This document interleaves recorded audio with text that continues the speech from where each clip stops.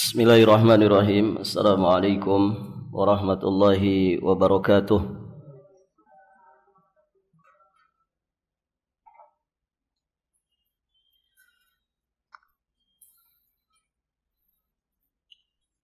Alhamdulillahi rabbil alamin. Wa bihi nasta'in ala umuri dunya waddin. Wassalatu wassalamu ala asyrafil anbiya'i wa imamil mursalin. نبينا محمد عليه أفضل الصلاة وأتم التسليم وعلى آله وأصحابه أجمعين وسلم تسليما مزيدا إلى يوم الدين ثم أما بعد اللهم إنا نسألك علما نافعا ورزقا طيبا وعملا متقبلا اللهم علمنا ما ينفعنا wanfa'na bima 'allamtana wa zidna ilman. Para hadirin akhwat wa ummahat fillah, rahimani wa rahimakumullah. Alhamdulillah, pada kesempatan ini insyaallah kita akan membahas bab berikutnya, yakni bab yang ketujuh dari kitab Tauhid alladzi huwa haqqullah 'alal 'abid. Qala al-muallif rahimahullahu ta'ala babu ma jaa fir ruqa wat tamaimah. Babu ma jaa fir ruqa wat tamaimah. Penjelasan tentang ruqyah dan tamaim. Tamaim ini jamak dari tamimatun, yang artinya jimat. Baik, ibu-ibu yang dirahmati Allah, pembahasan tentang tamimah sebetulnya sudah dibahas di bab sebelumnya.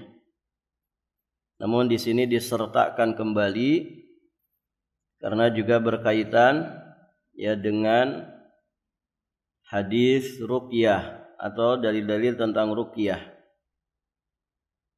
Jadi disebutkan antara ruqyah dengan tamimah itu berbarengan di satu riwayat hadis. Baik, ibu-ibu yang dirahmati Allah, kita fokus dulu tentang ruqyah. Ruqyah ini istilah yang sudah familiar ya di lisan dan juga di telinga kita. Ruqyatun pakai qaf. Arti dari ruqyah secara bahasa maksudnya adalah jampi-jampi atau doa-doa.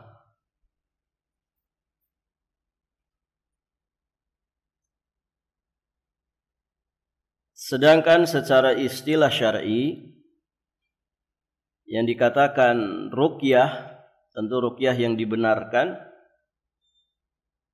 adalah upaya penyembuhan suatu penyakit dengan pembacaan ayat-ayat Quran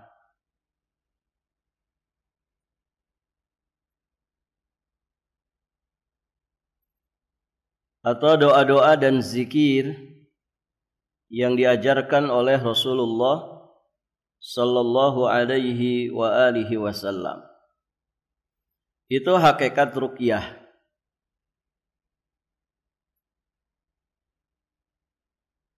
Baik, ibu-ibu yang dirahmati Allah, para ulama menegaskan bahwa ruqyah itu ada dua. Ada ruqyah yang masyru'ah, yang disyariatkan.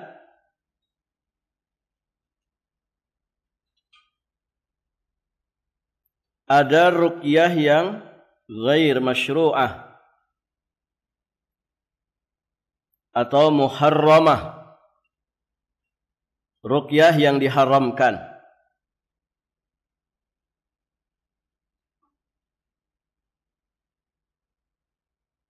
Ruqyah yang disyariatkan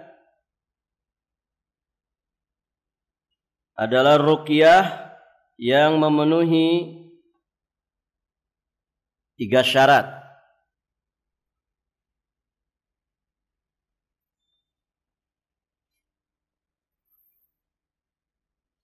Di kitab tidak dicantumkan Ibu ya. Ini sebagai muqaddimah saja. Walaupun nantinya akan terbahas. Ada berapa syarat? 3. Yang pertama, menggunakan ayat-ayat Quran.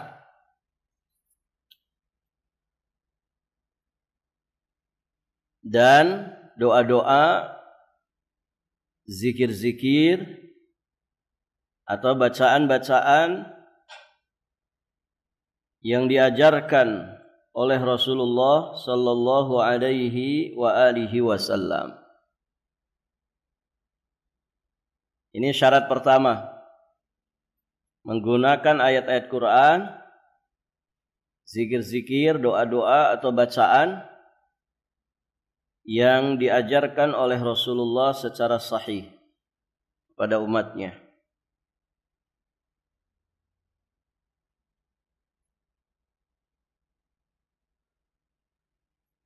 Baik, yang kedua, syarat yang kedua, tidak menyelisihi aturan syariat. Tidak menyelisihi aturan syariat. Jangan sampai ada penyimpangan di dalamnya. Baik penyimpangan syirik, ya seperti istighatsah, minta tolong kepada selain Allah, kepada para jin dalam perkara-perkara yang tidak dimampui oleh mereka. Atau penyimpangan menyelisihi sunnah, atau juga penyimpangan berupa maksiat. Baik, ibu-ibu yang dirahmati Allah. Intinya ruqyah itu tidak menyelisihi aturan syariat. Itu syarat kedua.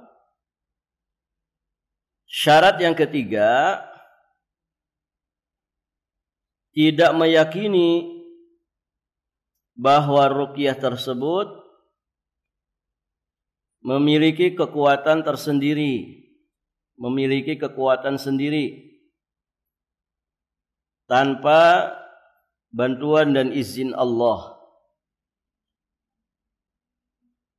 Tidak meyakini bahwa ruqyah tersebut memiliki kekuatan sendiri tanpa izin dari Allah Subhanahu wa taala. Ini pernah kita bahas ketika kita membahas tentang hukum sebab. Jadi orang yang berikhtiar itu tidak boleh bersandar kepada sabab yang dia usahakan. Hatinya juga tidak boleh bergantung kepada sabab yang dia usahakan. Tidak boleh juga dia meyakini bahwa ikhtiarnya itu memiliki pengaruh tanpa izin Allah. Pun demikian ruqyah. Jangan meyakini bahwa ruqyah itu memiliki kekuatan tersendiri tanpa izin Allah. Semuanya dengan izin Allah. Kalau Allah belum mengizinkan, ya tentu ruqyah juga tidak akan memberikan manfaat. Barakallahu fikum.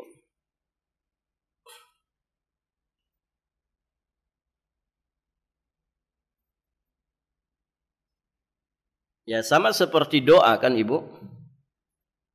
Apa semua doa dikabulkan? Tidak. Apakah semua bacaan-bacaan zikir kemudian memberikan manfaatnya? Tentu tidak. Karena ada beberapa hal yang mesti diperhatikan. Bukan hanya dari sisi doanya saja, bukan hanya dari sisi ayat dan juga doa-doa yang diajarkan oleh Nabi, tapi juga barakallahu fikum, pasien yang diobati. Demikian pula yang mengobatinya. Ini semuanya harus kerjasama yang baik.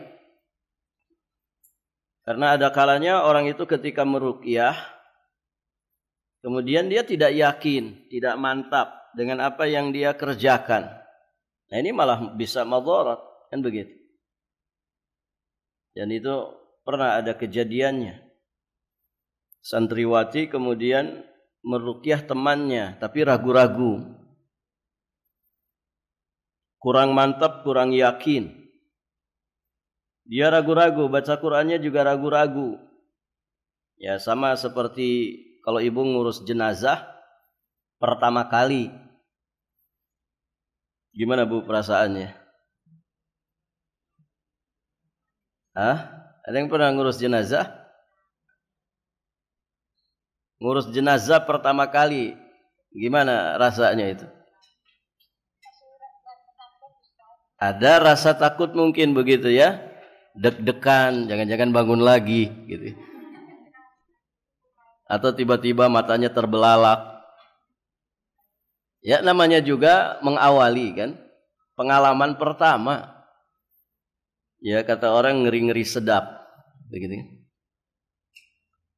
Nah mungkin yang ngeruqyah ini juga dia pengalaman pertama begitu ya. Apa yang terjadi Ibu? Itu malah jinnya pindah ke yang ngeruqyahnya. Nah artinya kan iya bacaan Qur'annya iya bacaan Qur'an. Zikir-zikirnya iya dari Nabi SAW.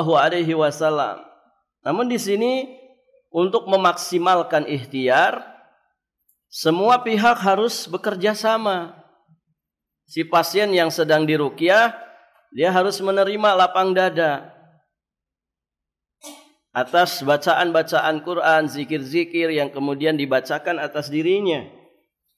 Demikian pula, barakallahu fikum, yang meruqyah, dia harus yakin, harus mantap bahwa Al-Quran itu syifa, Al-Quran itu penyembuh, bahwa zikir-zikir, doa-doa muawwidzat yang diajarkan oleh Nabi SAW itu haqqul yakin, insyaallah dengan izin Allah dan kuasanya bisa memberikan pengaruh yang baik, ya termasuk bagi kesembuhan.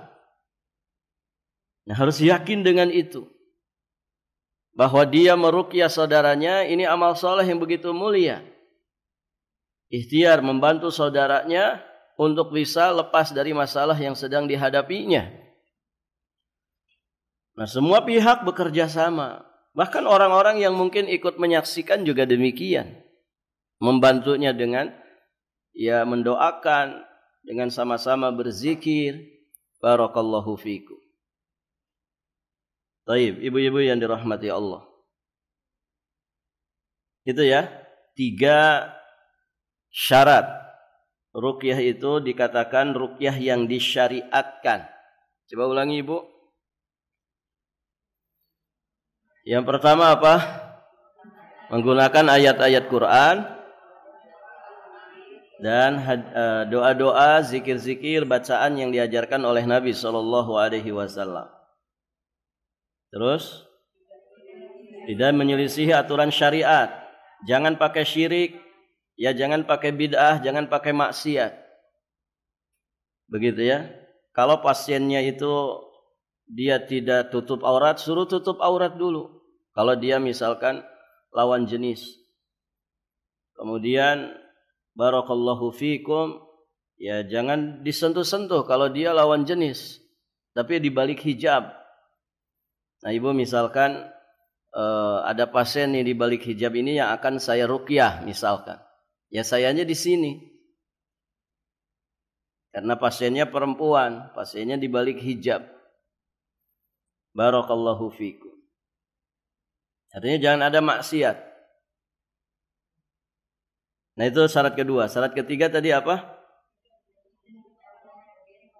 Tidak meyakini bahwa ruqyah tersebut memiliki kekuatan sendiri tanpa izin Allah. Artinya semua dengan izin, semua dengan kuasanya Allah Subhanahu wa ta'ala. Kita hanya ikhtiar. Ikhtiar yang diridhai Allah Subhanahu wa ta'ala. Ikhtiar yang sesuai dengan petunjuk Allah dan Rasulnya. Nah itu ruqyah yang disyariatkan. Baik. Kemudian jenis ruqyah yang kedua apa? Ruqyah muharramah atau ghair syar'iyyah. Ghair masyru'ah. Ruqyah yang diharamkan karena tidak sesuai dengan syariat. Ruqyah yang diharamkan yang bagaimana? Yang tidak memenuhi syarat-syarat tadi. Jadi ruqyahnya bukan dari Al-Quran. Ruqyahnya misalkan dari jampe-jampe harupat. Begitu ya. Bukan dari Quran, bukan dari hadis, tapi entah dari bahasa apa begitu ya. Yang mungkin orang juga tidak paham. Begitu kan Ibu? Suka ada kan orang jampe-jampe kadang nggak paham ini bacaan ayat bukan, doa juga bukan doa yang diajarkan Nabi.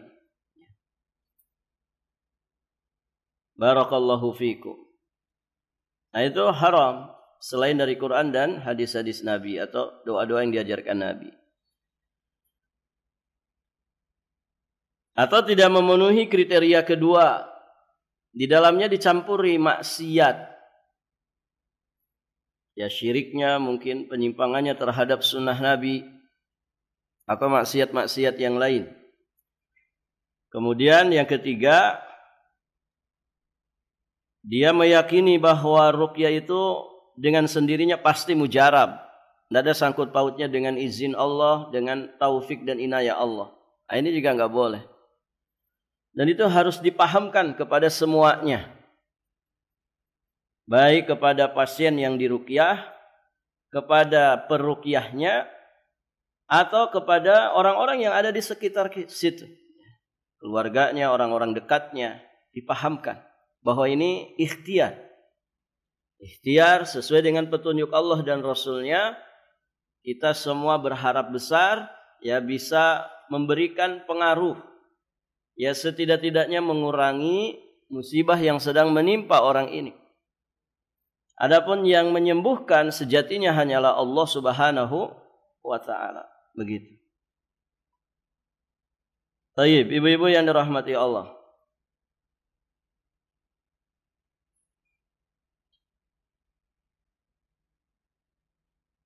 Jadi ruqyah yang diharamkan adalah ruqyah yang tidak memenuhi kriteria yang tadi disebutkan.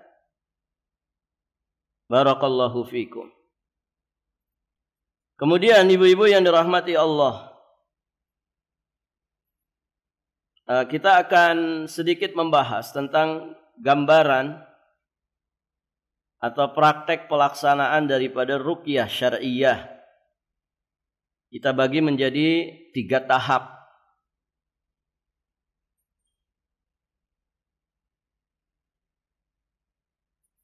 Tahap pertama, ini cara mempraktekkan ruqyah Ibu ya.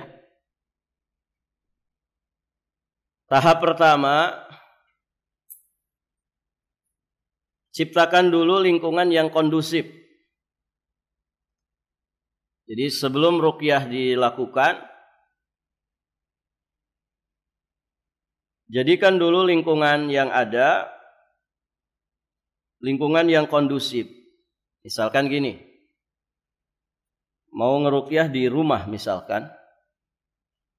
Nah rumah itu dibuat kondusif dulu. Kondusif dari sisi maknawiyah. Misalkan jangan sampai ada patung di situ. Jangan sampai ada makhluk atau gambar makhluk bernyawa. Pokoknya hal-hal yang disenangi setan itu disingkirkan dulu. Alat musik kalau ada di rumah itu singkirkan dulu. Bukan berarti selesai ngeruqyah dimasukin lagi, enggak. Singkirkan aja. Singkirkan. Kalau di rumah itu ada jimat-jimat, ada buhul-buhul, benda-benda pusaka yang diyakini aneh-aneh, harus disingkirkan dulu, dimusnahkan. Kenapa? Karena itu perkara-perkara yang disenangi oleh setan. Ya Ibu, patung itu biasa ditempatin oleh setan. Gambar-gambar makhluk bernyawa di rumah kita itu biasa juga menjadi tempat favorit bagi setan. Apalagi lukisan-lukisan jadul. Ya Ibu, makanya kan kadang ada ceritanya itu lukisan di kamar nomor sekian, itu matanya kadang bulak-balik. Nah, itu permainan syaitan. Karena setan senang dengan makhluk-makhluk bernyawa seperti itu. Gambar-gambar makhluk bernyawa. Dan malaikat tidak akan masuk ke satu rumah yang ada gambar-gambar makhluk bernyawa seperti itu. Anjing, singkirkan. Lonceng yang ada di rumah, singkirkan. Pokoknya apapun yang disenangi oleh setan. Yang disenangi oleh setan itu harus disingkirkan dulu. Untuk memaksimalkan ikhtiar ruqyah. Baik. Termasuk baju yang dipakai. Jangan baju-baju yang gambar makhluk bernyawa. Atau lambang-lambang kekufuran. Atau gambar-gambar yang mungkin tidak pantas. Disingkirkan dulu.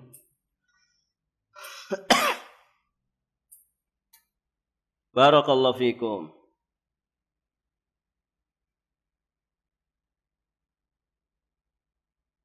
Kemudian yang kedua, memberikan edukasi kepada orang yang akan kita ruqyah. Demikian pula keluarganya. Harus dipahamkan dulu, dikasih edukasi dulu, didakwahi pelan-pelan.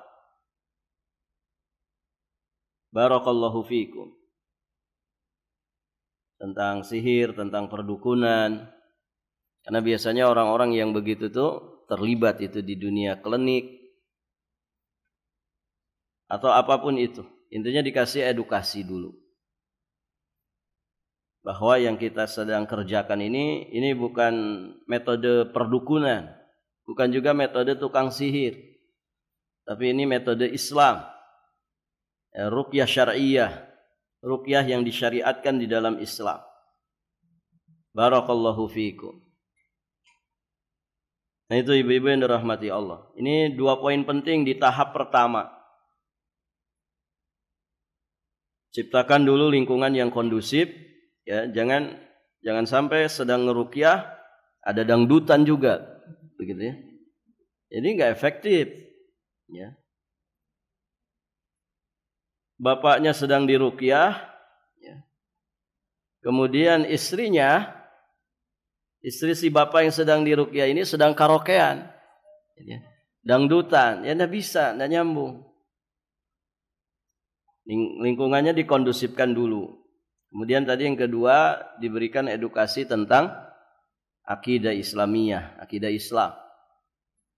Baik, ibu-ibu yang dirahmati Allah. Itu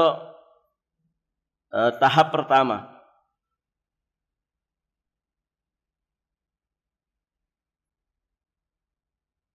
Yang ketiga, masih tahap pertama ibu ya.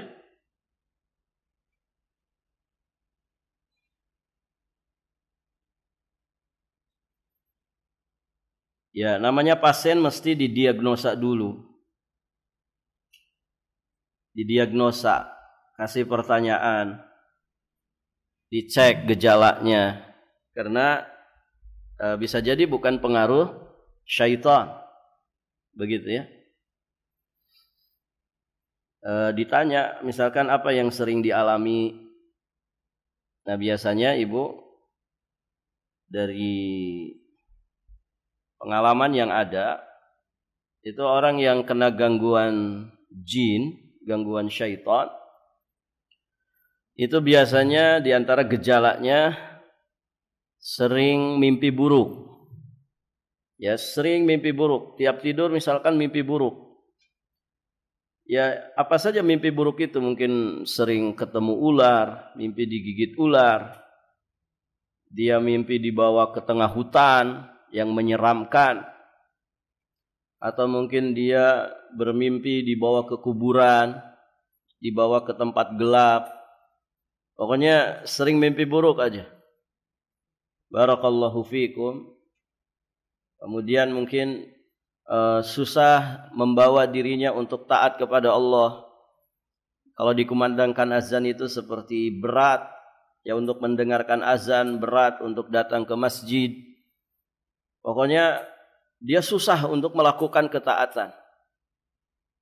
Apalagi dibawa membaca Al-Quran, dia merasakan berat luar biasa. Nah, gejala-gejala seperti itu didiagnosa dulu, ada tidak pada si pasien ini. Barakallahu fikum.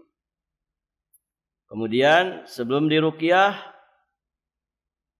dianjurkan orangnya berwudu terlebih dahulu, artinya dalam keadaan suci. Ya, karena jelas itu keadaan yang lebih baik ketimbang dia dalam keadaan berhadas.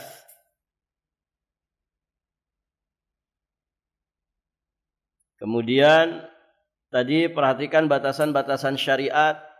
Kalau dia lawan jenis, maka diruqyah di balik hijabnya, di balik hijab. Artinya jangan langsung, karena dikhawatirkan ada hal-hal yang mungkin terjadi dan sebagian auratnya bisa saja tersingkap. Begitu ya. Maka meruqyahnya di balik hijab dan tidak ada sentuhan. Tidak ada sentuhan. Kemudian masing-masing ya dianjurkan untuk sama-sama mendoakan. Sama-sama berdoa kepada Allah agar Allah Subhanahu wa taala memberikan kemudahan, menolong dan juga membantu ya selama proses ruqyah tersebut.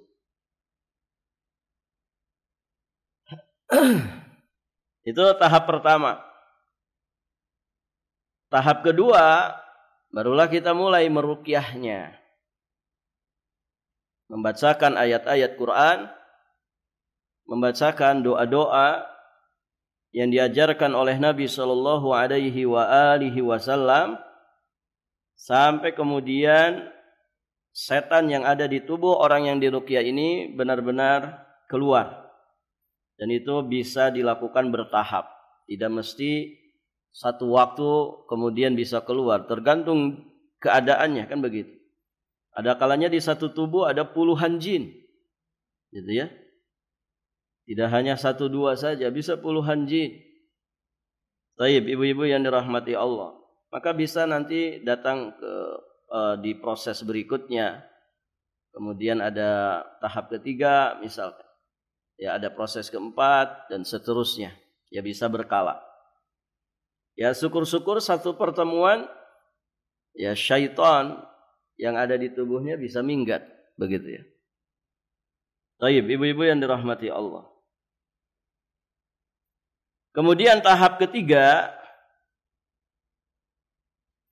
setelah dipastikan bahwa jinnya benar-benar keluar dari pasien yang sedang diruqyah tadi, maka kita kasih edukasi lagi supaya dia menjaga agamanya, menjaga imannya, menjaga ibadahnya, menjaga ketaatannya kepada Allah Subhanahu wa taala, juga menjaga jiwa raganya dari perbuatan dosa dan maksiat. Ya, sehingga dia punya benteng yang kokoh, punya protek yang begitu kuat untuk kemudian mencegah syaitan datang kembali, merasuki kembali tubuhnya. Karena ibu-ibu yang dirahmati Allah, ini cerita ya dari orang-orang yang berpengalaman dalam masalah ini. Orang itu kalau pernah kerasukan jin, artinya jin masuk ke dalam tubuhnya mengganggu orang tersebut. Nah itu Diibaratkan dia seperti punya lubang dalam tubuhnya. Yang lubang ini ketika tidak ditutup kembali, ditutup dengan iman dan juga amal soleh serta istiqamah di atasnya, itu sangat mungkin sekali untuk kemudian bisa menjadi jalan bagi setan bangsa jin yang berikutnya dan berikutnya. Maka ibu-ibu yang dirahmati Allah, pantas kalau para ulama menyatakan ketika jin itu, setan dari bangsa jin itu benar-benar sudah keluar dari tubuhnya, berusahalah untuk menjaga jiwa raganya, untuk tetap istiqamah di atas iman dan amal solehnya. Dengan harapan besar, syaitan tidak lagi merasuki dirinya dan mengganggu lagi dirinya. Nah demikian, ibu-ibu yang dirahmati Allah. Barakallahu fikum. Bisa dipahami ini Bu ya? Jadi kalau kita mau mempraktekkan ruqyah ini, usahakan seperti itu. Ada tahap pertamanya, tahap kedua, dan nanti tahap terakhir. Begitu. Meruqyah diri sendiri juga begitu. Meruqyah diri sendiri, dan ini yang sering dinasihatkan oleh para ulama. Akan lebih baik meruqyah diri sendiri. Barakallahu fiikum. Baik, ibu-ibu yang dirahmati Allah.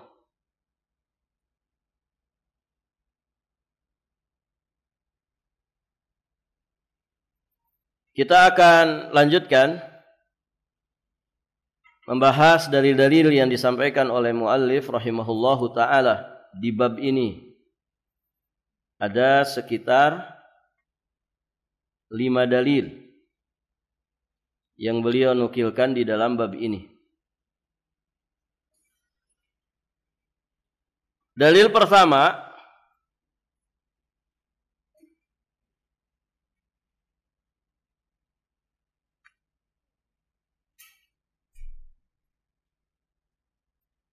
di dalam As-Sahih, As-Sahih yang dimaksud adalah Sahih Al-Bukhari dan Sahih Muslim, Sahihain. Dari Abu Bashir Al-Ansari. Abu Bashir Al-Ansari. Sebagian ulama berpendapat nama dari Abu Bashir itu adalah Qais bin Ubaid. Taib. Sedangkan sebagian ulama menyatakan, ya seperti yang disampaikan Ibnu Abdil Bar rahimahullahu taala, bahwa tidak ditemukan nama sebenarnya dari Abu Bashir ini.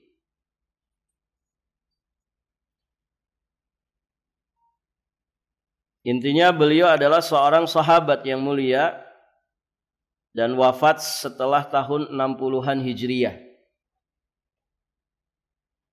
Baik, ibu-ibu yang dirahmati Allah. Beliau berkata, anahu kana ma'a Rasulillah sallallahu alaihi wasallam fi ba'di asfarihi. Fa arsala rasulan alla yabqayanna fi raqabati ba'irin kiladatun min watarin aw kiladatun illa quti'at. Bahwasanya beliau, yakni Abu Bashir Al-Ansari, pernah bersama Rasulullah dalam satu safar beliau. Nabi Shallallahu Alaihi Wasallam mengirim seorang utusan dengan tugas. Apa tugasnya? Di antara tugasnya, alla yabqayanna fi raqabati ba'irin kiladah min watarin aw kiladatun illa quti'at.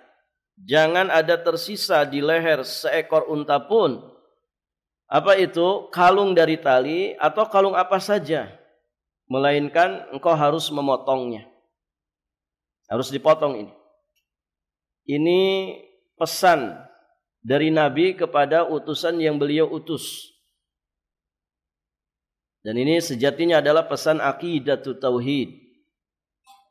Ya, pesan untuk kemudian menegakkan tauhid, menegakkan akidah dan menjauhkan umat dari kesyirikan.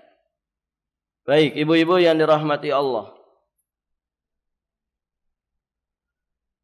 Kemudian kita akan membahas apa yang dijelaskan oleh Asy-Syaikh Al-Qara'awi rahimahullahu taala.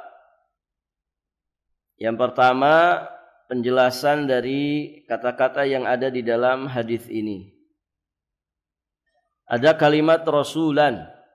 Rasul itu maksudnya utusan. Nah, yang diutus oleh Nabi di sini adalah sahabat yang mulia Zaid bin Harithah. Kemudian di dalam hadis ini ada kalimat watar. Kiladah min watarin. Watar itu adalah kata mufrad, kata tunggal yang jamaknya autar. Autar itu bentuk pluralnya. Apa itu watar? Watar itu tali busur. Maksudnya busur panah. Dia tali busur yang biasa digantungkan oleh bangsa Arab untuk menolak penyakit ain. Tali busur. Ya kalau di kita misalkan benang hitam yang kadang dikalungkan, digelangkan, kadang juga dijadikan tali di pinggang. Biasanya anak-anak itu diikatkan di pinggangnya tali hitam. Baik, ibu-ibu yang dirahmati Allah. Syarah dari hadis ini secara global, Abu Bashir Al-Ansari mengabarkan kepada kita bahwa dia pernah menyertai Rasulullah sallallahu alaihi wasallam dalam suatu perjalanan. Lalu Rasulullah mengirim seorang utusan yakni Zaid bin Harithah radhiyallahu taala anhu. Dan Zaid bin Harithah mendapatkan perintah dari Nabi untuk memotong kalung-kalung dari busur yang dikalungkan pada leher-leher unta. Hal itu adalah karena orang-orang jahiliyah meyakini bahwa kalung-kalung dari tali busur itu bisa menjaga, bisa sebagai pelindung dari penyakit ain. Baik, ibu-ibu yang dirahmati Allah. Berarti jimat itu mau dipakai di badan, mau dipakai di leher, di tangan, ataupun di kendaraan, ataupun digantung-gantung di rumah, di toko, di tempat usaha, itu sama saja, tidak boleh.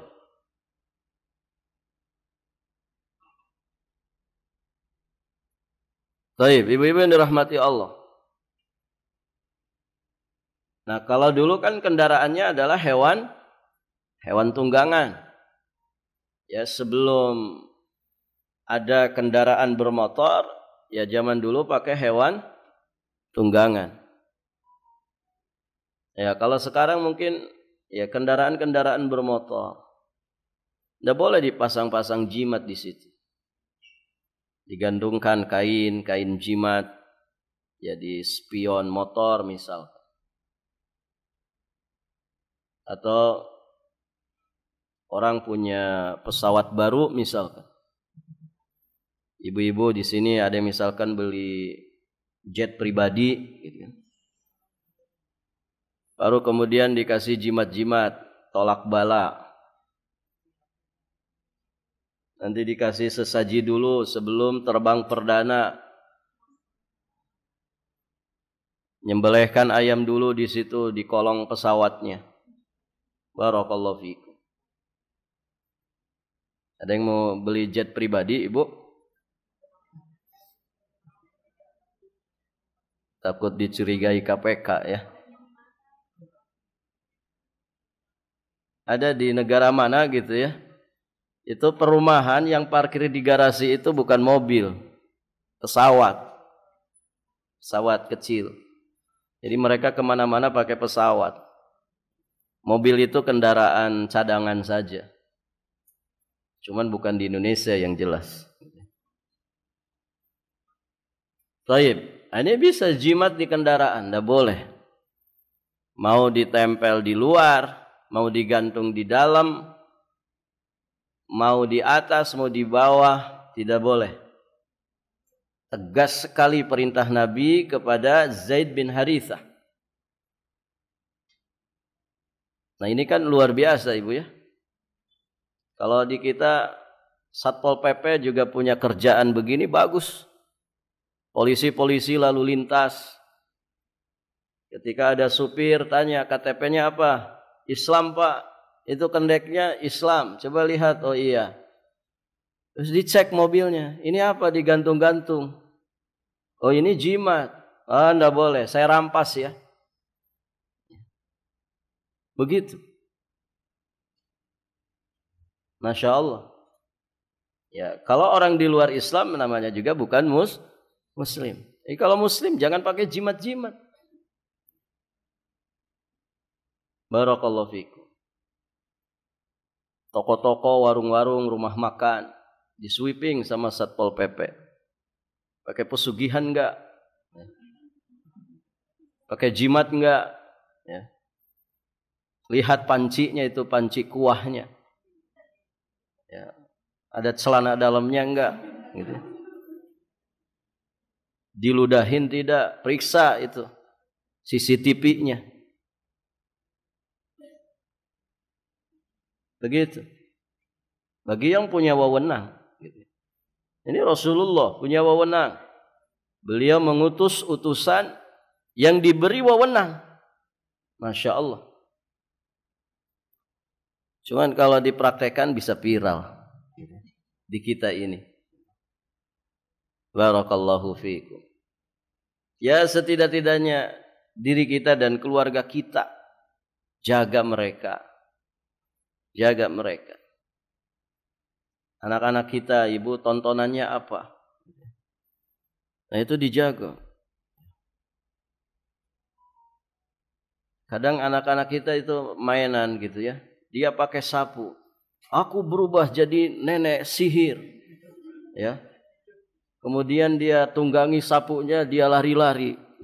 Dia bayangkan terbang seperti nenek sihir. Atau dia ngucapin kalimat-kalimat yang sebetulnya itu mantra-mantra. Sim salabim, ada kadabra. Ya. Kalau ditanya juga nggak tahu dia itu apa artinya. Ini ternyata mantra-mantranya orang-orang di luar Islam. Sim salabim, aba kadabra. Nah itu diperhatikan anak-anak kita. Ya, jangan sampai dia sudah lama sebetulnya. Ya terpengaruh oleh hal-hal yang bertentangan dengan akidah Islam, tapi orang tuanya enggak nyadar. Thayyib, ibu-ibu yang dirahmati Allah.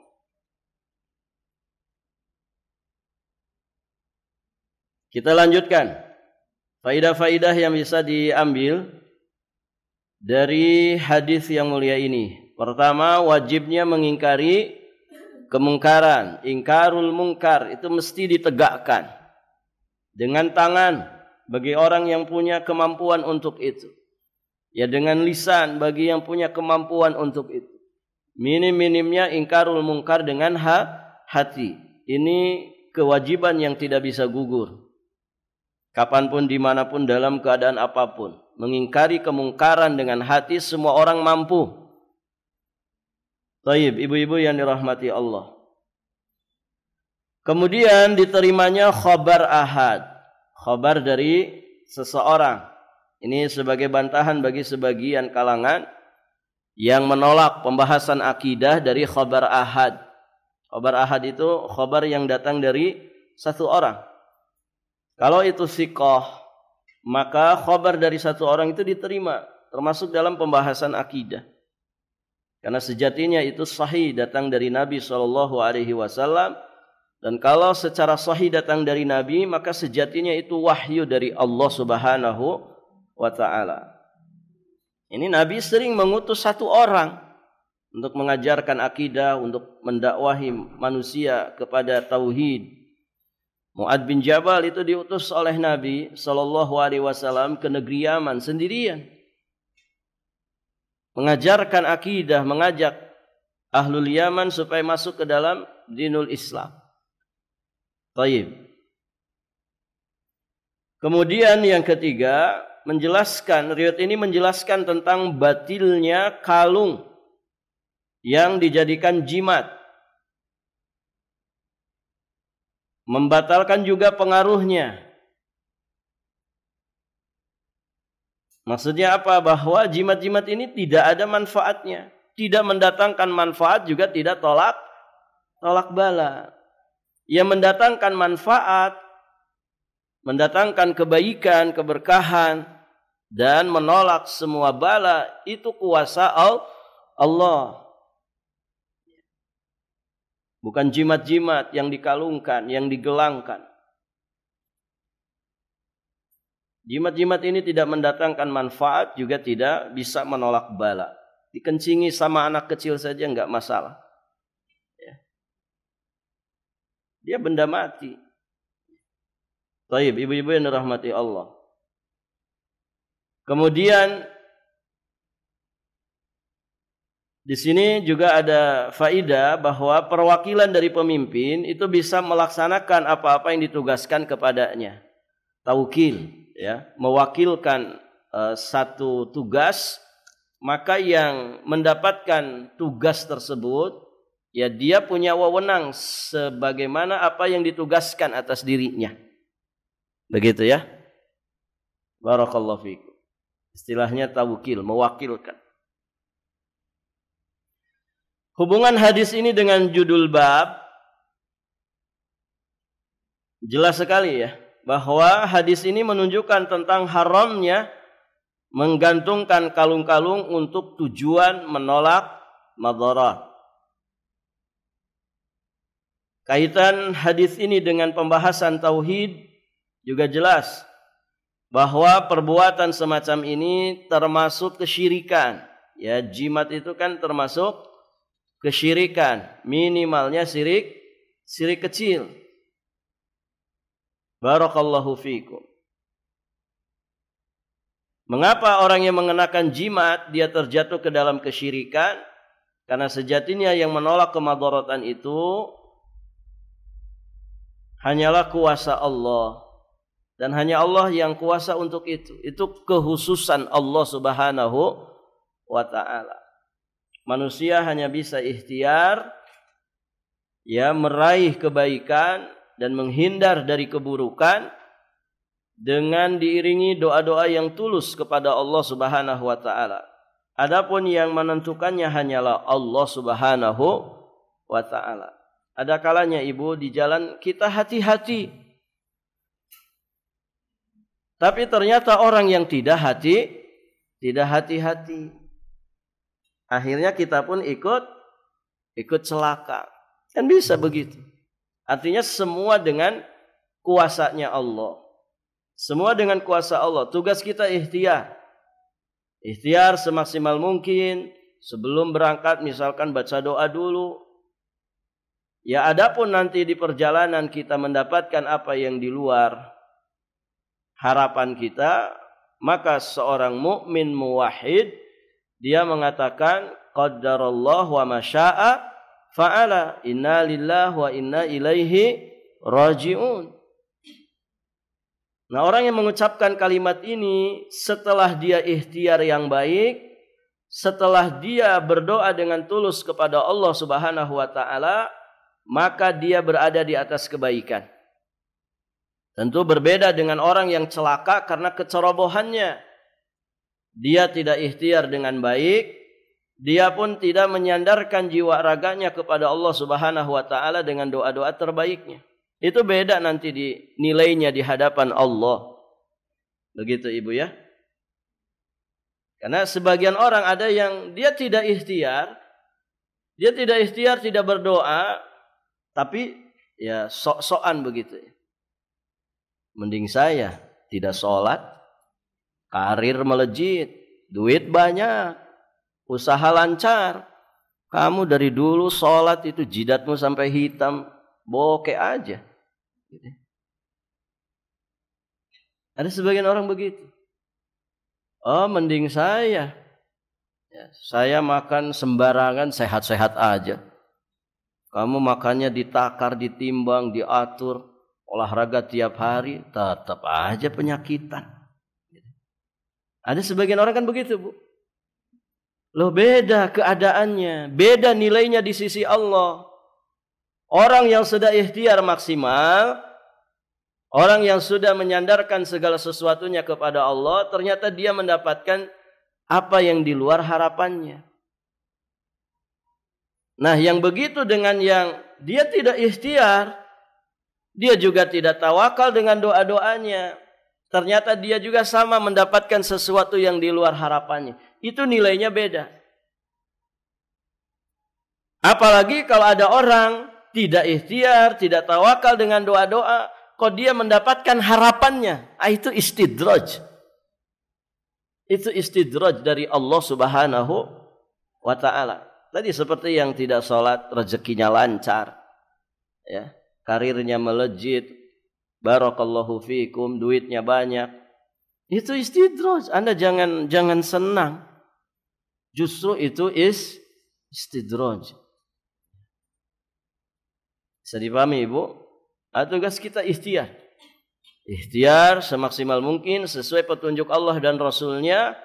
Kemudian tawakallah kepada Allah dengan doa-doa terbaik. Sudah jalani hidup seperti itu. Kita mendapatkan apa yang sesuai harapan kita, walhamdulillah. Alladzi bi ni'matihi tatimmus shalihat. Kalaupun tidak, alhamdulillah ala kulli hal. Qaddarallahu wa ma syaa fa'ala. Inna lillahi wa inna ilaihi raji'un. Lillahi ma akhadha wa lahu ma a'ta. Wa kullu syai'in indahu bi ajalin musamma. Kan begitu ucapan seorang mukmin. Nah, demikian ibu-ibu yang dirahmati Allah. Allahu a'lam bis-shawab. Baik, Ibu, satu dalil saja dulu. Masih ada 4 dalil di bab ini. Insyaallah taala nanti kita lanjutkan di kesempatan berikutnya biidznillah taala. Barakallahu fikum. Baik, Ibu, sampai di sini saja. Insyaallah kita lanjutkan di kesempatan berikutnya. Insyaallah nanti hari Jumat pelajaran tafsir ya. Jangan lupa PR-nya. Kita akhiri dan kita tutup dengan doa kafaratul majlis. Subhanakallahumma bihamdik asyhadu an la ilaha illa anta astaghfiruka wa atubu ilaik. Assalamualaikum warahmatullahi wabarakatuh.